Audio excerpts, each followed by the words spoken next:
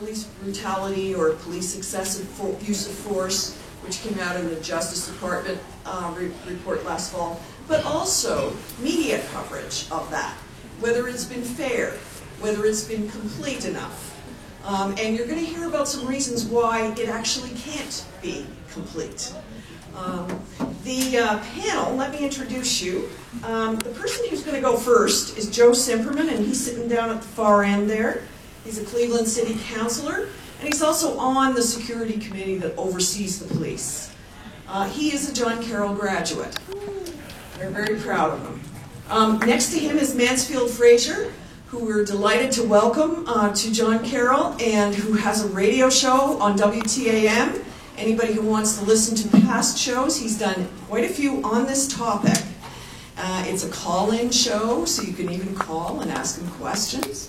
And it's usually on Sundays, and it's on WTAM. He also writes a column for Cool Cleveland, which is an e-newsletter that some of you might get, and for the Daily Beast, I believe. Is that right, Mansfield? Well, they fired me. Oh. When Tina Brown left as the editor, I got canned. Oh. With Tina. So I'm in good company. Silly people. Yeah. Next to Mr. Fraser is Chris Esparza Rivero, who is a John Carroll graduate from 2010. He's going to tell you about probably what is a fairly typical example of police use of force that he experienced. And next to Chris is Riley Danilko, another John Carroll graduate. Chris and Riley and Joe are all John Carroll graduates. And Riley is now working for the Northeast Ohio Media Group.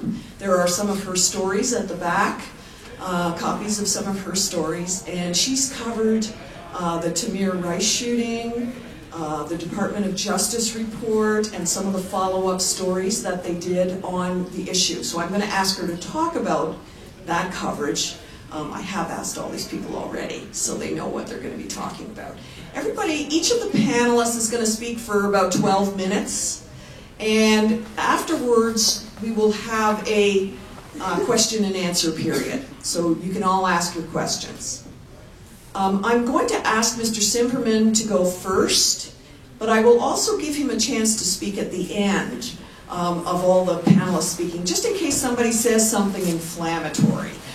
He's the only person from the city here, and although he is not speaking for the police, he is from the city and he is on the security committee, so he might get a little bit of blame or a few provocative questions, and he might just want to respond at the end. So he'll have an extra 5 minutes at the end if he wants it. And what else did I want to say? It is really important for us to remember when we're thinking about media coverage of police issues that there are many occasions on which the police cannot speak for themselves. I once covered a coroner's inquest in Ottawa, and the saddest thing at that inquest was the voice of the police officer who had been involved in the death of a civilian. It turned out the guy drowned, and there was no force used on him, but he was pursued.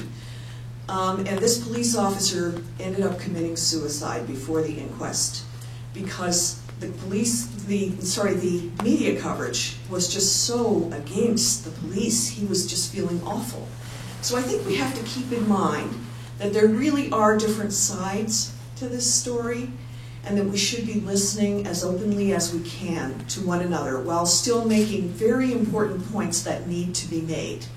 As Mansfield Fraser has said a number of times, and I've listened to a lot of his radio shows, they're really good, we need to have this conversation. It's been a long time coming. There is one other John Carroll graduate that we invited to be on this panel who is not able to be here because he was asked by the mayor not to speak out on this issue, and that is the former chief of police, Mike McGrath. So keep in mind that he could not be here to speak for the police. Okay. Well, good evening, everyone. Thank you. And just another quick note, I'm going to set my timer so I don't overspeak. At 8:25, I turn into a pumpkin. We have a community meeting tonight at 9 o'clock over on West 65th and Clark, so I apologize. I have to scoot out of here and get back to that meeting in time. They were kind enough to move it for me. So my name is Joe Simperman. I graduated from John Carroll in 1992. I was an English major, and I thought about doing a lot of things, going into education, entering the Jesuit seminary. I ended up running for city council, and to everyone's surprise, I won. So it's great to be with you here tonight, and I am a member of the Public Safety Committee of Cleveland City Council. There are 7 members of the committee. Our chairman is Councilman Matt Zone, and our job is to provide oversight for the legislation that comes through us with regard to the public safety issues in the city of Cleveland. You may have heard some of the more recent news feeds that had to do in the last 24 hours with the gun legislation that we passed, but we deal with everything from the cameras to the vests to how officers are trained to grants that we get with regard to implementing the public safety department's work, as well as oversight of the budget and the policies that are therein. I'm not surprised that now Director Michael McGrath was not here. There are cases that are pending, and I'm going to be sensitive to those. At the same time, trying to talk a little bit candidly about what City Council is working on and some of our thoughts. And I'm more interested in hearing from your questions, actually, because I think that that's where the insight's going to come from. So, as you know, the incidents that occurred and have been occurring in the city of Cleveland, they're pretty troubling. The mayor himself was the person who asked the Department of Justice for the review. Probably more troubling for me is that the Department of Justice was actually here a decade ago. They were here to review some of the other incidences that occurred, and after about a year they had left. When we had the opportunity to talk to the USAG in Northeastern Ohio, Stephen Dettelbach, about that, he couldn't give us any information about why they were only here for a year, but it made a lot of us wonder if the consent decree had been worked on and implemented in the city of Cleveland 10 years ago, would we be in the situation that we're in today? The interesting thing for us at City Council is several-fold. While hearing a lot of the feedback that Steve Dettelbach was able to provide, we also know that there was extensive interviews that happened in the community, and a lot of people spoke their mind with regard to what they felt were the issues between the community and police. We undertook a 4 community meeting, 21-hour tour in total, when you look at the time that we were all there, of listening to ourselves at Cleveland City Council after the Department of Justice consent decree discussions began until about February of this past year. They were really interesting conversations. City Council Safety Committee met with about 350 residents in the course of those 4 meetings, where everyone was able to speak. City Council was, basically we were there just to listen. It was a little bit frustrating for a lot of people because they were looking for policy feedback, they were looking for reactions. The chairman of the safety committee, Matt Zone, who called for these listening sessions, I think really wanted to make sure that we were doing everything we could on top of what the Department of Justice did to make sure that people were heard.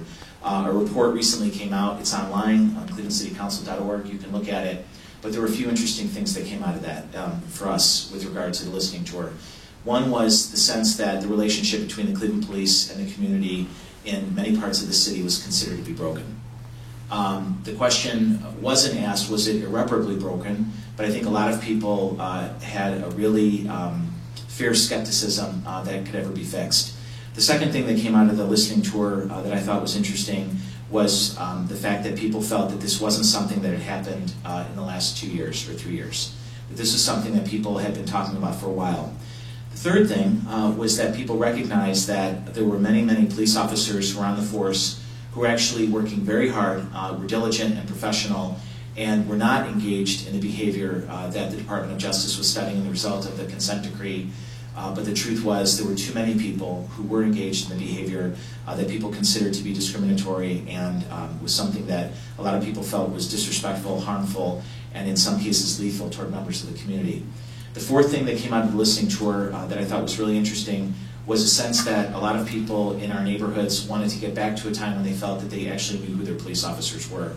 And what that brought up again and again was the idea of community policing. When I started at council back in 1998, we went to Kansas City, Missouri to talk to their police department because they were considered to be a model in Kansas City, Missouri with regard to community policing.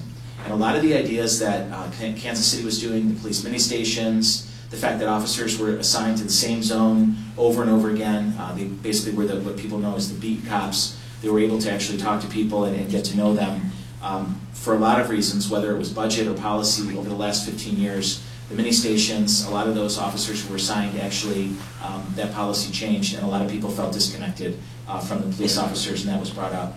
Finally, the thing that people wanted to talk about more than anything in the listening tour and what came out was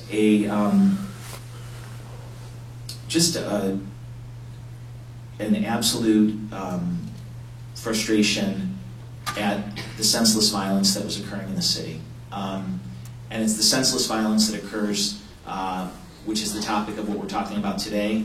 It's the senseless violence that occurred when you see somebody running away from a police officer, clearly trying to get away and getting shot in the back. But it's also the senseless violence that occurs in the city of Cleveland tonight. At 2 in the morning, at 3 in the morning, at 4 in the morning, I'm going to wake up to this godforsaken phone because every single night I'm getting the texts from the Department of Police about another homicide that occurred in the city of Cleveland. And while we're focusing today on what the DOJ has to focus on and what we have to reform at the city with regard to the way that the community is interacting with police, there's another committee that I sit on, which is the Public Health Committee, and I'm the chairman of it. And it's no coincidence that the city of Cleveland, in addition to dealing with these issues that we're dealing with right now, is also dealing with facts that, frankly, aren't sexy to be reported on. We're the #1 city in the United States of America for African American infant mortality. We're one of the we're in the top 5 cities for lead poisoning for kids who come from minority communities. There is a direct correlation between our health disparities and the way that people are treated to why we are here today talking about this. And when I say that sometimes publicly, people say, you're throwing out a scarecrow. It's an attempt to distract people from what the issue is. The issue is police officers wrongfully killing and harassing people who are African American and minority. That is the issue. But for me, why I have a sense of hope is that I feel like we're finally talking to each other in a way at the city of Cleveland that we haven't had the courage. I'm not going to say the chance. We haven't had the courage. We haven't had the mandate by the Department of Justice to do so up until this point. And I have, brothers and sisters on council who I love, but when they tell me that the issues dealing with public health, dealing with the way that the residents in our community are treated, not just when they're interacting with police officers, but in general, if people think that those two don't have something to do with them, I think, frankly, they're missing something that is a lot larger. We have a fundamental issue in our community with regard to the way our police and our community is interacting with each other. We've got a fundamental issue with everything the DOJ has done and said. And council, who's read that report, we absolutely understand that to be true and know that it has to be repaired. But as somebody who's also looking at some of the other indicators, I'll give you an example. There's a section in the city of Cleveland that the U.S. Department of Justice called Sector 4. Sector 4 is in the corners of Ward 1, 2, and 4. So for normal people who aren't council people, that would be the Lee Harvard community, the Union Miles Mount Pleasant community, and portions of the Buckeye community. In that 3 statistical planning area, generally, it is the worst infant mortality in the entire state of Ohio. It's worse than some neighborhoods in San Salvador. It's also where 25% of all the gun homicides in total occur in the city of Cleveland. There's a direct correlation to communities being isolated intentionally. There's a direct correlation to the way that our region has grown. There's a direct correlation to why, when I was a kid, most of the white families that grew up with me on East 74th Street moved out to Willoughby and Chardon. There's a direct correlation. None of those folks who moved were there when Tamir Rice was shot and killed, but there is something that is sinister in the way that we have grown and grown apart from each other that absolutely has to be something that we talk about well after the DOJ's consent decree is implemented.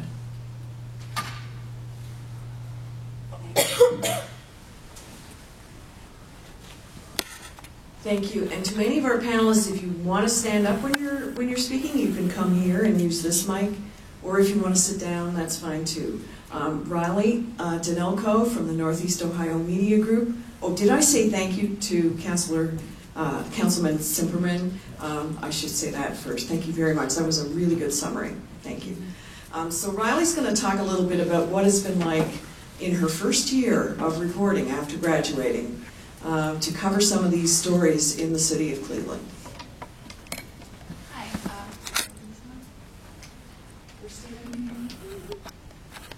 I know Rose is working, so let's use that. There we go. So, like Dr. B said, my name is Riley Danelko. I'm a crime reporter at Northeast Ohio Media Group. I graduated in May, and I've been at Cleveland.com for probably almost 8 months now.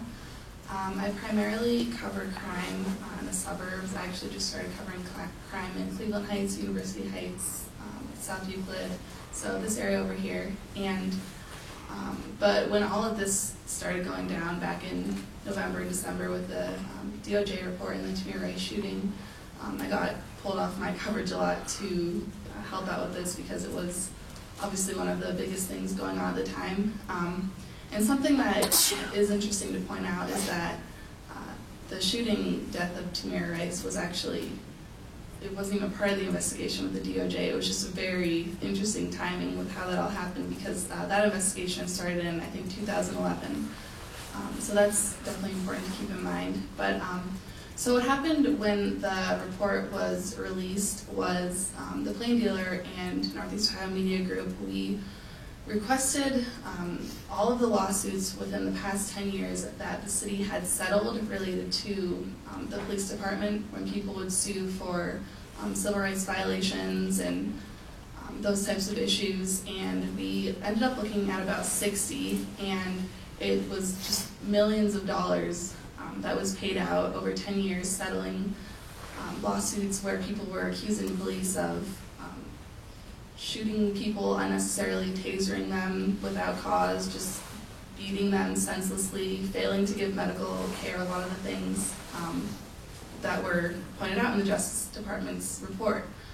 Because when we saw that report, we thought, okay, how can we delve into this and get concrete examples of what the Justice Department is accusing the department of doing, and the patterns became very clear right away.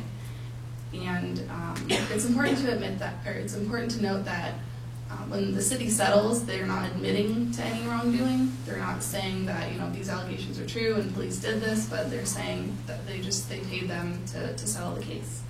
But doing that coverage was really just kind of mind-blowing. I ended up getting to talk to some of the people who were involved in the lawsuits. I talked to a couple who a few years ago was pulled over by police, and the man actually got out of his car, and this is what he said. He got out of his car and went up to the police officer, which obviously probably wasn't a good move. When you get pulled over, you don't get out of the car. But and then just went on to describe this just horrible beating involving upwards of 7 or 8 cops, and he had pictures of when he was in the hospital and bruises, and he just was so affected by it, and his wife had to watch it happen, and it was just these are the things that you can read about it, but having talking to the person who it happens to is really something. And then I talked to one woman whose son was shot in the back. I think he was 16 years old, by a police officer because he was fleeing because he had allegedly broken into some cars and those type of things. So getting to talk to those people was definitely helpful for those stories. And as far as, I know Dr. B wanted me to talk about this a little bit, getting police response, Carrie, getting police response to our stories, because obviously you want to get both sides of the story. You want to give them a chance to have their say, because a lot of these things they were never proven, even though some of them had videos showing evidence of it. But we sent a list of names of the people who we were going to write about, names of officers, to the police department and said, you know, we're going to write about this, we want to give you a heads up, and we want to give officers a chance to respond, you know, because we, you know, that's an important part of journalism, but we didn't get any response, which definitely didn't, you know, help make the story as good as it could have been, possibly. But, so that definitely became an obstacle. I know one of the reporters, Rachel DeSalle, got to talk to the Patrolmen's Association head, Steve Loomis, the president of that. But other than that, we didn't really get the opportunity to get police reaction. So that's important to note when you are reading stories too, because this is all just based on mostly what we read in just tons and tons of documents in the lawsuits.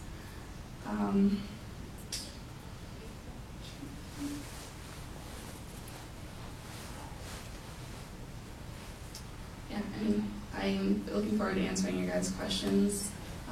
And yeah. Thank you. Thanks very much, Riley. We're enormously proud of you. You've done a great job. And I think it's really important for people to hear what it's like trying to cover these stories. I hope that's been helpful, because sometimes they're not as balanced as they might be. Okay? And I'm not saying that I'm siding with the police on this. I'm just saying it's too bad they couldn't express their side of the story. Okay? Chris Esparza Rivero is now a third-year law student. He's a very accomplished young man, and yet he got treated in a way that you might find surprising. I asked Chris to wear something approximating the clothes he was wearing on the night this incident happened. He doesn't always dress this casually. But it was New Year's Eve in 2010 to 11. Yes. So he had graduated from John Carroll, a fine, upstanding young man, and he will tell you what happened. Hey, thank you. I just want to give a quick thanks to Dr. Carrie Buchanan and everybody who helped put this together. I know you guys put in a ton of work to put this together, so yeah, I see you over there. So yeah, I just wanted to shout you guys out really quick. You know, I was a student. Well, I'm still a student, so I know how stressful it is to juggle all these different things. Again, I am a third-year law student at the University of Akron. My last year, I graduated here in 2010. I'm originally from Tampa, Florida. Came up here to play football. You know, just wanted to kind of get out of my environment so I can survive the whole college experience. But I'm going to try to be quick and get into this story and make a very long and devastating, personally, I mean, it changed my life. So it's going to be hard for me to kind of consolidate it, but I'll do my best. Okay, it was, like Dr. B said, it was New Year's Eve of 2010 going into 2011. So we're December 31st of 2010, and we're on West 6. As many of you know, West 6 is the spot to be when you want to go out. So, you know, we decided to, it was me, my girlfriend, my longtime girlfriend of 6 years, my